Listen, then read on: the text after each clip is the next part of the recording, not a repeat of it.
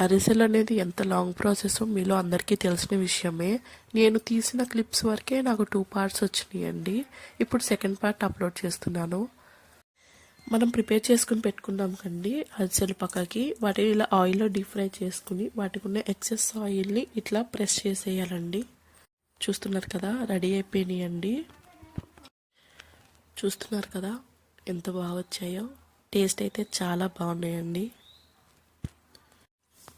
ఈ అరిసెల పిండితో లాస్ట్లో పూల ముక్క అని వేస్తారండి. ఇదైతే నాకు చాలా ఇష్టం.